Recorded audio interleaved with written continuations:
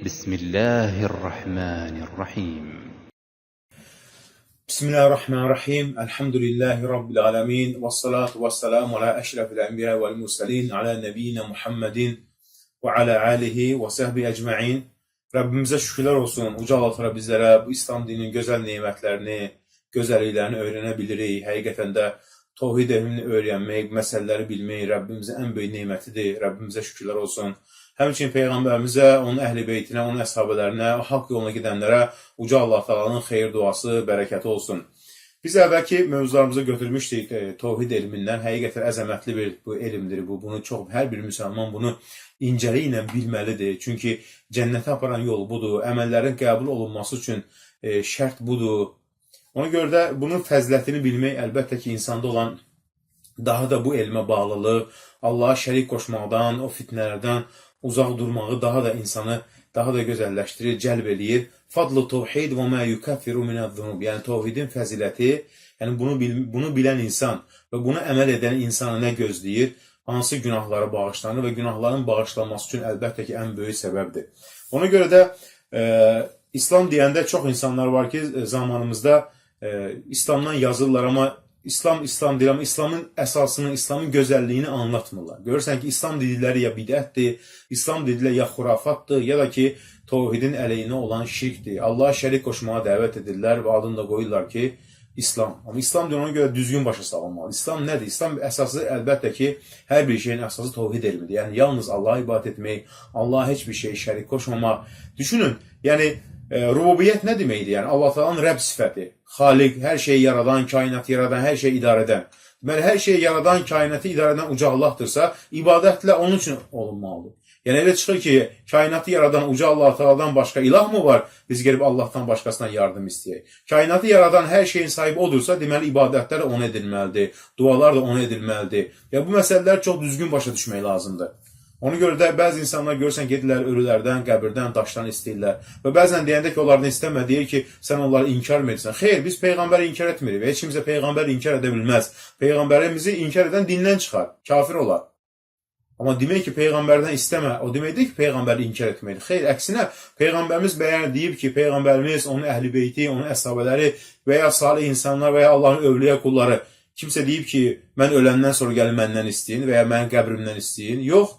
Hamısı deyib, ya Allah, onlar həyatdakən onda Allahdan istəyirlər. Nəyə görə insanlar onlar dünyasını dəyişəndən sonra gelib onlardan istəyirlər? Onlar həyatı boyu namaz qırıblar, namazlarında ağlayıblar, ya Allah deyib, ancaq Allahdan istəyirlər.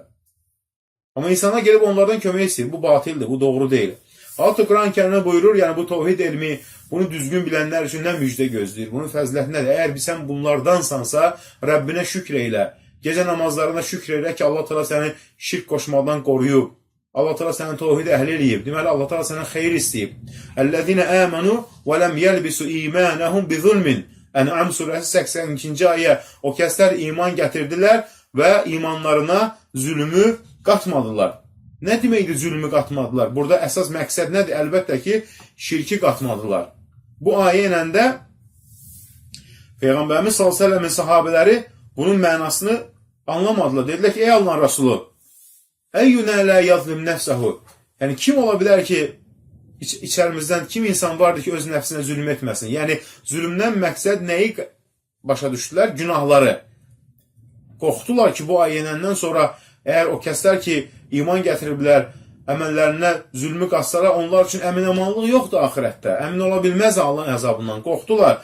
Dedilər, ey Allahın Rasulü, əyyünə lə yazlim nəfsəhu. Yəni, kim ola bilsin ki, insan öz nəfsini zülm etməsin? Peyğəmbərimiz s.ə.v dedi ki, o sizin başa düşdüyünüz kimi deyil. Oradan məqsəd nədir? Zülmdən məqsəd nədir? Şirk. Salih qul, yəni Doğma əleyhissalamın deyib, oğluna dediyini xatırlayın.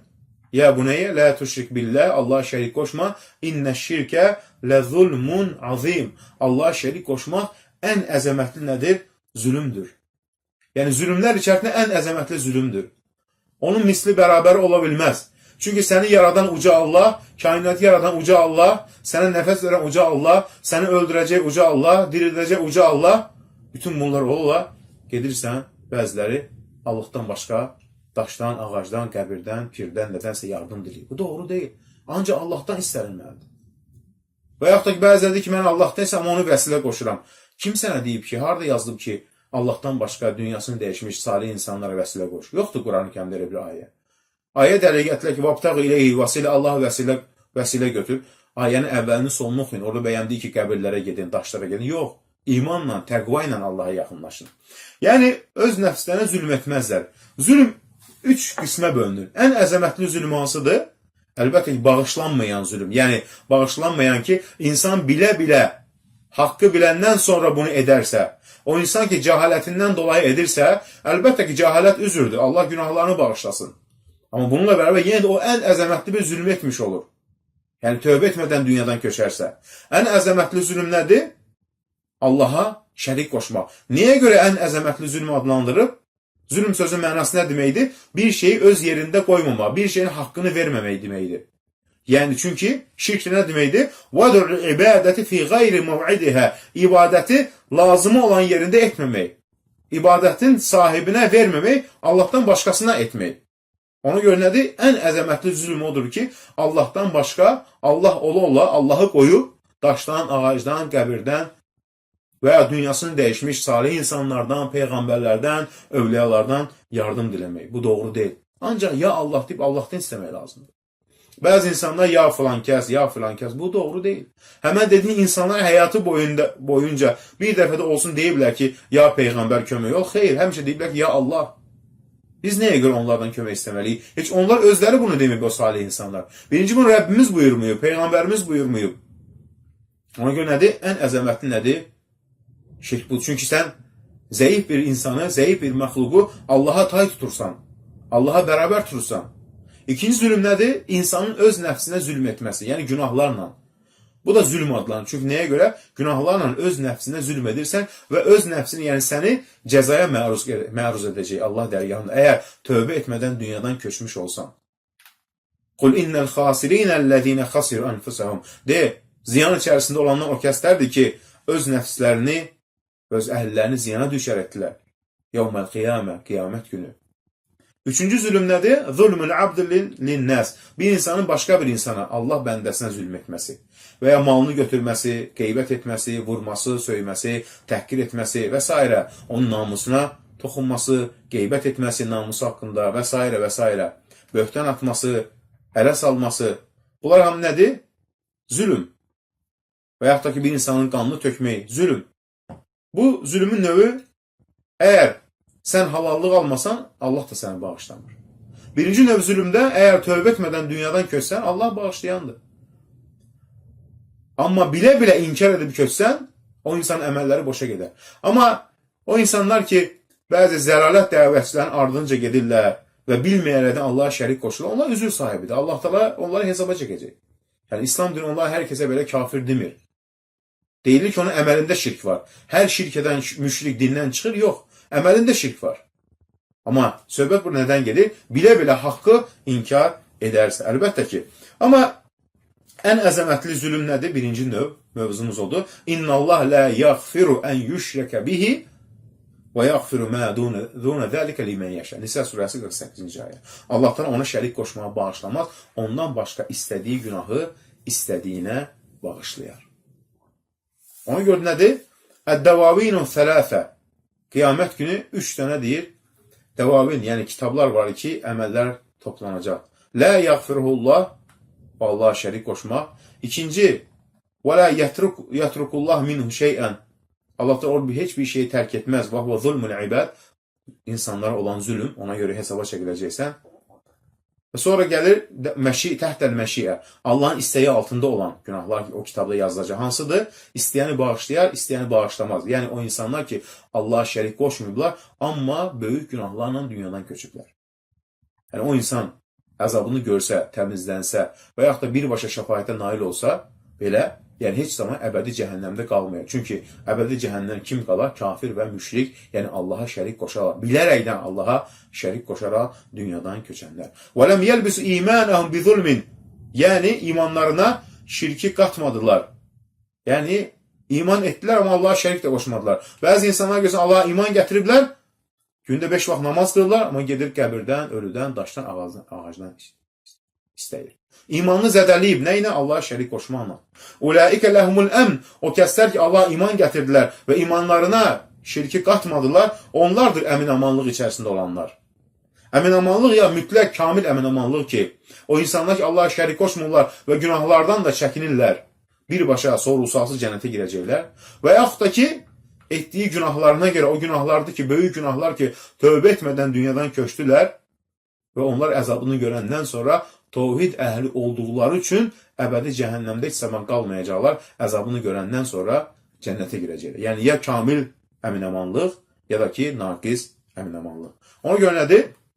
Əlbəttə ki, o kəs ki, Allaha ibadət edir, bununla bərabər gedir, ölülərdən, qəbirlərdən yardım diləyir, onlara qurban kəsir, qəbirləri tavaf edir, yardım istəyir. O insan imanına şirki daxil edir.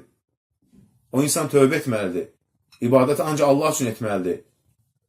İnsan sadəcə Allaha ibadət etmək məqsəd o deyil. Həmçinin Allaha ibadət etmək və Allahdan başqa ibadət edilənlərdən çəkinməlidir şirkdən. Çünki Məkkə müşriklərin də ibadətləri var idi. Qonşulara yardım edərdilər, kasıb-küsubə əl tutardılar, ibadət edər, amma bununla bərabər nə edərdilər? Deyərdilər, bu bütlər bizi Allaha yaxınlaşdırır. Demirdilər ki, bu bütlər Allahdır. Xeyr, yanlışdır kim deyirsə ki, Məkkə müşrikləri Allaha inkar edirlər. Bu yanlışdır. Allah da buyurur Quran-ı Kərimdə. وَلَئِنْ سَأَلْتَهُمْ مَنْ خَلَقَ السَّمَاوَاتِ وَالْأَرْضِ Onlardan soruşsan ki, göyləri və yerləri kim yaradıb? Deyərlər, Allah yaradıb. Bu bütlər nədir? Deyir ki, bu bütlər salih insanları təmsil edir. Lat, Uzza və Mənət, hansı ki, Məkkə müşriklərinin bütləri. Deyir ki, bu insan salih insanlar, salih zatları təmsil edir. Onlar ruhlarını təmsil edir. Bunlar bizi Allaha yaxınlaşdırır. Allah nədir? Siz Allaha mı xəbər verirsiniz? Nəyin doğru olub, olmadığını. Ona görə nədir? Allah Taala nədir? Əlbəttə ki, şirkdən qoşur. Amma bilərəkdən insan Allaha şərik qoşarsa, وَقَدِمْنَا مَا عَمِلُوا مِنْ عَمَلٍ Onlara etdiyi bütün əməlləri gətirərik, amma onların etdiyi bütün əməlləri puça, toza çevirirlər. Çünki nəyə görə? Allah da şərik qoşmuşsun. Onun ki, ibadətin doğru olması üçün Allaha ibadət etməlisən və həmçində Allaha şərik qoşmaqdan özünü qorumalısan, nəfsini qorumalısan. Bütün kainatı yaradan uca Allah ola-ola nəyə görə insan gedib dünyasını dəyişmiş salih insandan, salih zatdan yardım diləməlidir ki? Əl-Hayyul Qayyum o da axı. Əl-Hayy, daimi yaşayan, Əl-Qayyum bütün kainatı idarə edən, bütün kainata həyat verən. İnsan nə qədər də salih olsa da bu dünyadan köçüb gedir. İnsandır. Allah dərgahına gedir hesab verməyə. Hər bir insan. Peyğəmbərlər belə qiyamət günü qorxacaqlar. Allahım ümmətəm, səcdə edəcək, Allah Taala'ya dua edəcək, ümmətim. Yəni, Peyğəmbərdən də istənilməz. Rububiyyət sifəti, Rəbb sifəti nə deməkdir? Rəbb, yaradan, duaları qəbul edən, şəfa verən, evlad verən, bunlar hamısı Allahın xaliq, rububiyyət sifəti içərisinə daxil olur. Rububiyyət Allaha məxsus olduğu üçün, ibadət də Allaha məxsusdur. Rububiyyətdə Allah Taala kainatı yaradanda Allahın şəriki var idi? Yox, Allah Quran-ı Kərimdə buyurur. Sizin Allahdan başqa istədikləriniz Allahın şərikləridirmi? Dünyaları, göyləri yaradanda Allaha yardım mı ediblər? Allahın şəriki mi olublar ki, ibadəti onlara sərf edirsiniz? Görün, Allah da nə gözəl misallar çəkir. Əmin-amanlıq içərisində olmaq istəyirsənsə, Allaha ibadət elə, heç nəyi Allaha şərik qoşma. Birbaşa Allahdan istə. Və hum muhtədun, hidayət içərisində olanlar da odur. Hidayət, yəni bu dünyada, əlbəttə ki, ibadətləri yalnız Allah üçün ediblər. Bu dünyada haqq yolundadır. Əməlləri qəbul olunub. Şirkdən xilas olublar. Bidətdən, xurafatdan xilas olublar. Və hum muhtəd. Həmçində, axirətdə də nur üzərinə olan onlardır. Yəni, cəhənnəm əzabından xilas olub, o nurları ilə önündə, sağlarında, sollarında, o nurların əhatəsi ilə cənnətə elə girənlər də onlardır. O kəs ki, bilə-bilə Allaha şərik qoşur, ibadətlər edir, o ancaq bu dünyada özünə, nəfsinə yorulmaqdan başqa bir şey etmir. Ancaq ona nədir? Yorulmağa qalacaq və cəhənnəm əzabına atılacaq. Çünki Allaha nə edib? Şərik qoşur. Ona görə nədir? Allah təala bizləri şərik qoşmaqdan qorusun. Baxın, gözəl bir hədisi də qeyd edək. Ubadət ibn Samid radiyallahu buyurur ki, Peyğəmbər sallallahu buyurur ki, mən şəhidə ən la ilahə illallah. Kim şəhadət kəlməsini deyərsə ki, gətirərsə ki, la ilahə illallah. Allahdan başqa ibadə, haqq məbud yoxdur. Vəhdəhu la şərikələ. Onun şəriki yoxdur. Və Məhəmməd onun qulu və elçisidir. İsa Allahın qulu və elçisidir. Allah Taala tərəfindən bir kun sözü ilə, bir kəlmə ilə yaradıldı. Cənnət haqdır, cəhənnəm haqdır. Hansı əməl üzərinə olmasına baxmayaraq, uca Allah Taala onu cənnətə daxil edər. Mən şəhidə la ilahe illallah. Kim la ilahe illallah kəlməsini deyərsə, yəni Allahdan başqa ibadətə haqq məbud yoxdur, mənasını da bilərsə, sadəcə bu kəlməni demək kifayət etmir. Mənasını bilərsə və əməl edərsə, əgər sən deyirsənsə ki, Allahdan başqa ibadətə haqq məbud yoxdur, deməli Allahdan başqa dua edilməyə də haqq məbud yoxdur. Kömək istənilməyə də haqq məbud yoxdur. Ancaq dualar, ibadətlər hər şey Allaha edilməlidir. Dedin və mənasını da anladın, o zaman sənin la ilahe illallah kəlmən düzgün olur. Şəhidallahu ənəhu la ilahe illahu. Allah şəhadət gətirir ki, Allahdan özündən başqa ibadət ilə haqq məbud yoxdur. Ona görə bu kəlməni sadəcə demək kifayət etmir. Bu kəlməni demək, mənasını anlamaq və bu kəlmənin mənalarına əməl etmək. Əməl etmək, etiqad etmək ki, Allahdan başqa heç kimsə ibadətə layiq deyil, dua edilməyə layiq deyil. Qurban kəsilməyə layiq deyil, nəzir edilməyə layiq deyil, evlad istənilməyə layiq deyil, şəfa istənilməyə layiq deyil. Kainatın sahibinə edilməlidir bütün bu ibadətlər. Ona görə də kim bu sözü dillə deyirsə və bunun mənasını əməl etmirsə, bu sözdən nə fayda ola bilər? Münafiqlər bu sözü deyirlər Peyğəmbərimizin vaxtında. Faydası oldu, xeyr, nəyə görə? Dillə deyirdilər, amma qəlblə buna etiqad etmirdilər. Ona görə də bu əzəmətli kəlmənin 3 məsələyə diqqət etmək lazımdır. Dillə demək və mənasını öyrənmək və bunun mənasına, o kəlmə sözünün çıxan faydaya əsas nədir? Əməl etmək. Yəni, ancaq Allaha ibadət etmək. La ilahe illallah, la ilahe, inkar. Allahdan başqa hamısı inkar edir. Məbudlar, onlar hamısı batildir. Haqq məbud Allahdır. İllallah, yəni ancaq və ancaq uca Allah. Onun ki, əzəmətli bir kəlmədir. Quran-ı Kərimdə çox yerdə gəlir. Fə'ələm ənəhu la ilahe illallah. Bil ki, Allahdan başqa ibadətə layiq haqq məbud yoxdur.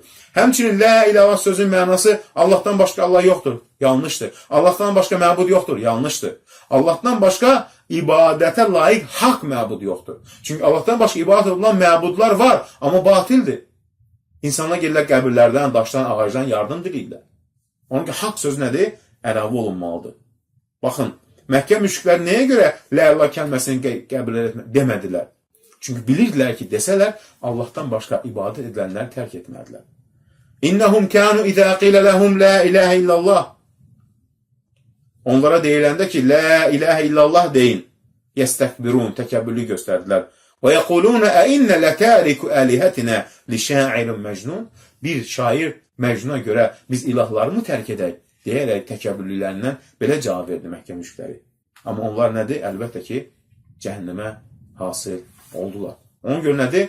La ilahe illallah, yəni Allahdan başqa ibadətlə haqq məbud yoxdur. Və ənə Muhammedən abduhu və rasuluhu, Məhəmməd onun qulu və elçisidir. Qul sözünü qeyd etdi. Yəni, Məhəmməd Peyğəmbər Allahın quludur. Həddini aşmayın. Rububiyyə sifətini ona verməyin. Bəziləri görürsən ki, ya Allah, ya Rasulallah. Yanlışdır bu. Sən Rəsullahdan kömək istəməli deyilsən. Kömək istənilməyə layiq olan rububiyyə sahibi, kainatı yaradan uca Allahdır. Peyğəmbər onun elçisidir. Biz onu sevirik. Onu sevmək imandandır. Onun şəhadət kəlməsini gətirməyə müsəlman olmaz. Amma Allah deyil. Deyəndə ki, ya Rasulullah deməsən, Peyğəmbəri sevmirsən. Bəyəm, Peyğəmbərdən kömək istəməmək, Peyğəmbəri sevməməkdir. Bu hamısı şirk əhlinin batil, hörümçək torunundan da zəif şübhələridir ki, tövhidi çatdıranda belə şübhələrlə insanlara qarşı, sənə qarşı nifrət yaradılmağa çalışırlar. Yəni, əl-ifrat həddini aşmaq olmaz. Təfrid həmçin Peyğəmbərimizin haqqını bilmək lazım. Haqqı nədir? Peyğəmbərimiz bu dinin gəlməsi üçün nə qədər əziyyətlər çəkib, döyülüb, söyülüb, yaralanıb. Ona görə də Peyğəmbərimiz s.ə.və çoxlu salavat deməkdir. Peyğəmbərimiz s.ə.v bizlər üçün sevimli olmalıdır. Öz ailəmizdən də, evladlarımızdan da, malımızdan da, dövlətimizdən də, hətta öz canımızdan da bizi əziz, sevimli olmalıdır Peyğəmbərimiz s.ə.v. Yoxsa biz kamil iman sahibi ola bilmərik. Ona görə baxın, altı buyur nə bu Quran-ı Kərimdə? De, ey Peyğəmbər, qul lə əmlik li nəfsi nəfən və lə darran. De ki, nə mən özümə fayda verə bilərəm, nə zərər verə bilərəm, əgər Allah onu mənə istəməsə. وَلَوْ كُنْتَ أَعْلَمُ الْغَيْبِ Əgər mən qeybi bilmiş olsaydım, özümə daha çox xeyri cəlb edərdim, özümü şərdən qoruyardım. Peyğəmbərimiz şər toxundu, döyüşdü, yaralandı, iftira atıldı və s. وَمَا مَسَّنِيَدُّ Mənə bir əziyyət baş verməzdi. İn ənə illə nəzir Mən ancaq qorxudan bir Peyğəmbərəm. Və bəşir, sizi müjdələyən bir Peyğəmbərəm. Ona görə nədir? قُلْ لَا أَمْلِكُ لِنَفْسِ Qul la amliku lakum darran və la rəşada. Mən sizə zərər və yaxud da ki, fayda da verə bilmərəm. Çünki hər şey Allahın əlindədir. Ona görə nədir? Ancaq Allah ibadət və Peyğəmbəri sevmək, Peyğəmbərin haqqını vermək, amma Peyğəmbəri Allah yerinə qoymamaq. Və ənə İsa Abdullah və Rasuluhu. Həmçinin İsa Allahın qulu və elçisidir. Bir kəlimə ilə yaranıb. Allah Taala'nın bir yaratdığı məxluqatlardan birisidir. Ruhun minhu, ondan ruh deyən bəzi zənn edirlər ki, Allah Taala öz zatı ruhundan verib. Yanlışdır. Ruhun minhu, yəni Allahın yaratdığı ruhlardan birisidir. Bütün ruhları kim yaradıb? Uca Allah Taala. Yəni bu da bir ruhdur. Allahın yaratdığı məxluqatlardan birisidir. Atasız yaranıb. Kun fəyəkun. Kun sözü ilə yaranıb. Ol deməklə yaranıb. Yəni bunu belə başa düşmək lazımdır. Buna əlbəttə ki, belə biz etiqad etməliyik. Çünki Allah deyil. Allahın quludur. Vel cennetu haqqun ven naru haqqun. Cennet haqqdır, cəhənnəm haqqdır. Bu da imanın şərtlərindən birisi. Bir insan əvvəlki şərtləri yerinə gətirər və cənnət cəhənnəmi inkar edərsə, o müsəlman olmaz. Çünki Allahın kəlamını inkar edir o zaman. Çünki Quran-ı Kərim buyurur cənnət cəhənnəm barəsində. Cənnət cəhənnəmi inkar edir. Allahın Quranının kəlamlarını inkar edir. Cənnət də haqqdır, cəhənnəm də haqqdır. Cənnət möminlər üçün Allahın neməti, cəhənnəm isə kafirlər üçün Allahın nədir? Cəzasıdır. Ona görə insan elə zənn edir ki, əfəhəsibtum ənəmə xalaqnakum əbəsə. İnsan elə zənn edir ki, biz onu əbəs mi yerə yaratdıq? Xeyr. Və ənəkum iləynə la turcaun. Siz bizə qaytarılmayacaqsınız. Elə mi zənn edirsən? Xeyr. Nəticə var. Zalim zülmünə görə hesabını verəcək. Günahkar günahına görə cəzasını verəcək. Ona görə də nədir? Bu haqdır. Əfəhəsibtum ənəmə xalaqnakum əbəsə. Biz əbəs mi yaratdıq? Xeyr. Əyəhsəbul insan ən yutraka suda. İnsan elə zənn edir ki, baş-boşuna buraxılıb. Yəni ona əmr olunmayacaq, qadağan olunmayacaq. Xeyr. Yaradan mənəm, Allah Teala deyir. Mən sizə əmr edirəm və qadağanlardan çəkindirirəm. Və bunun nəticəsi də var. Hətta, baxın, İslamda olmayanlardan birisinin belə etirafı var. Özüm oxum, deyir ki, əgər deyir, ikinci bir dünya olmasaydı, bu dünyada deyir, bu dünyanın deyir, mənası olmaz. Çünki nəyə görə?